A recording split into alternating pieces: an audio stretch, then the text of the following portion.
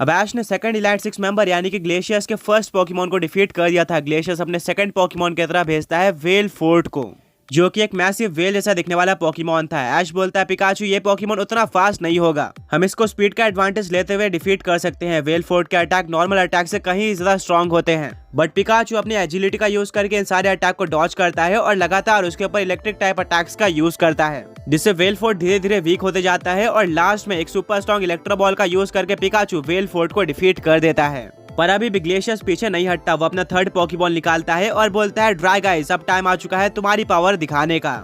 ऐश अपने पॉकेडेक्स को बाहर निकालता है, जिससे उसको पता चलता है कि एक ड्रैगन और आइस टाइप पॉकीमॉन है।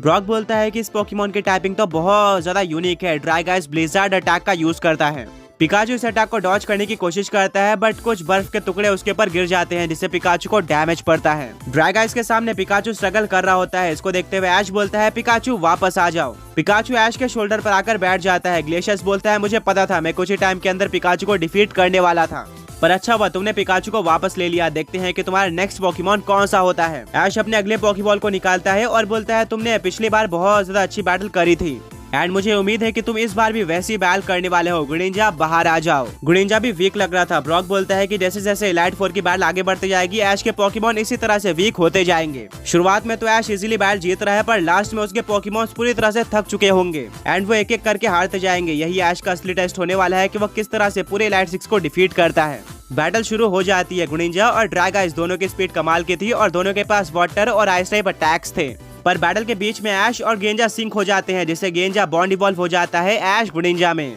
इससे उसकी स्पीड ड्रैगाइस से एक कदम और भी ज्यादा आगे हो जाती है और इसी का एडवांटेज उठाते हुए Greninja water shuriken and ice fang attack का कॉम्बिनेशन यूज करके डिफीट कर देता है ड्रैगाइस पोकेमॉन को।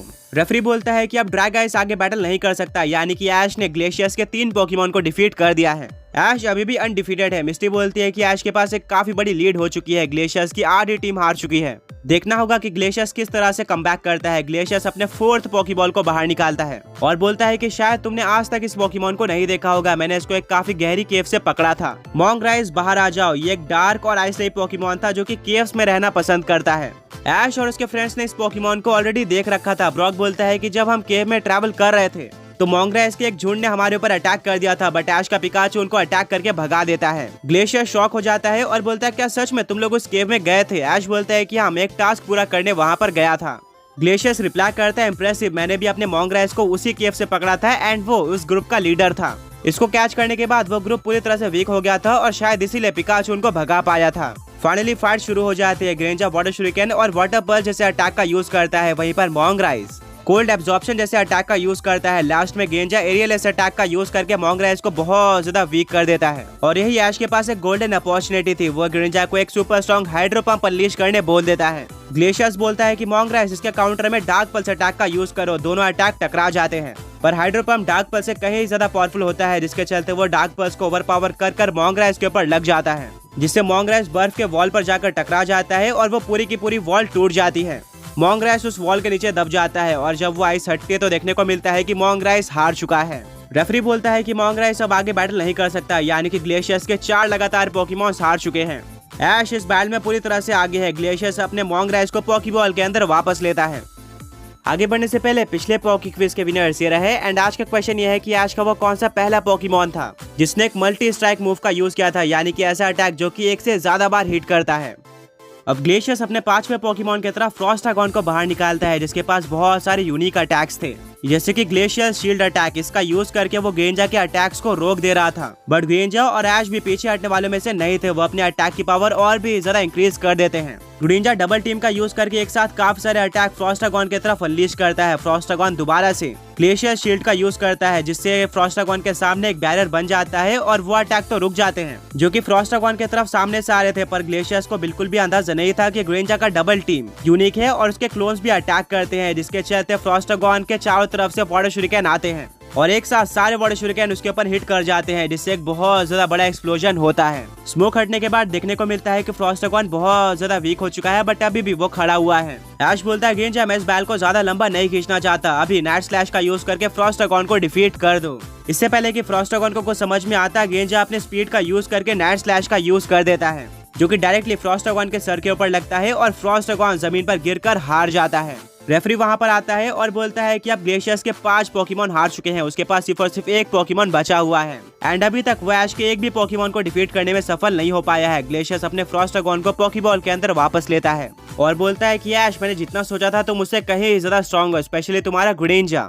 जब मुझे लगा कि ये फाइनली डिफीट हो जाएगा तब इसने मुझे अपने डबल टीम के साथ सरप्राइज कर दिया। मानना पड़ेगा कि तुम्हारे पोकेमॉन्स बहुत ज्यादा यूनिक है, बट मैं तुम्हें बताना चाहता हूँ कि मेरे पास भी एक यूनिक पोकेमॉन है और अब मैं उसको बाहर निकालने वाला हूँ। ऐश रिप्लाई करता है कि मैं उस पोकेमॉन को देखने के लिए वेट नहीं कर सकता, मुझे कुछ स्ट्रॉन्ग पोकेमॉन से फाइट करना है जो कि मेरे गेंजा और बाकी पोकेमॉन्स को टक्कर दे पाए। ग्लेशियस बोलता है कि तुम्हारा ये कॉन्फिडेंस कमाल का है, बट अब ये कॉन्फिडेंस टूटने वाला है। क्रायोनिड, बाहर आ जाओ। ये एक मैंटिस जैसा दिखने वाला पोकेमॉन था जिसकी पूरी की पूरी बॉडी आइस से बनी हुई थी। क्रायोनिड के पास बर्फ से बने हुए विंग्स होते हैं, वहीं पर इसके पास ब्लेड्स भी होते हैं जो कि रेजर शार्प थे। ऐश अपने फिस्ट को बंद करता है और बैल स्टार्ट होने वाली होती है कि तभी ग्लेशियस इस बैल को रोक देता है और बोलता है कि ऐश, 1 मिनट अपने गेंजा की तरफ देखो, वो बहुत ही ज्यादा वीक लग रहा है, वो किसी भी टाइम पर नीचे गिर सकता है और हार सकता है। ऐश बोलता है, गेंजा क्या तुम ठीक हो? और आगे बैटल गुडिंजा अपना सर हिलाता है, यानी कि वो अभी भी ऐश के लिए कंटिन्यू करना चाहता था। ग्लेशियस बोलता है कि तुम्हारे पोकेमॉन्स बैटलिंग के लिए बहुत ही ज्यादा पैशनेट है और ऐसे ही पोकेमॉन्स आगे जाकर लेजेंडरी पोकेमॉन्स में कन्वर्ट हो जाते हैं,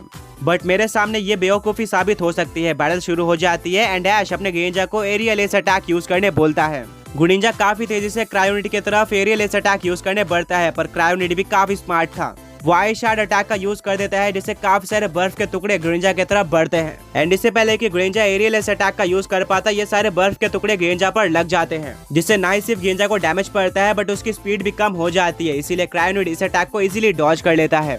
ऐश बोलता है, गेंजा हार मत मानना, तुम ये कर सकते हो, अभी हाइड्रो पंप अटैक का यूज करो। ग्लेशियस बोलता है, क्रायोनिड अभी तेजी से स्पिन करना स्टार्ट कर दो। क्रायोनिड बिल्कुल ऐसा ही करता है। साइना बोलते, ये क्या, डॉज करने के बजाय ग्लेशियस क्रायोनिड को स्पिन करने बोल रहा है, ये कैसी स्ट्रेटेजी है? हाइड्रो पंप अटैक क्रायोनिड के ऊपर डायरेक्टली लगता है, बट क्योंकि वो स्पिन कर रहा था यह अटैक डिफ्लेक्ट कर जाता है और उल्टा गेंजा की तरफ ही बढ़ता है, जिसके लिए गेंजा बिल्कुल भी रेडी नहीं था और यह अटैक उसके ऊपर लग जाता है, जिससे गेंजा को डैमेज पड़ता है। ये पूरी तरह से अनबिलीवेबल था, ऐश ने इसके बारे में बिल्कुल भी नहीं सोचा था। साइना बोलती है, ओ अच्छा, अब मुझे समझ में आया, ये तो अमेजिंग स्ट्रैटेजी थी।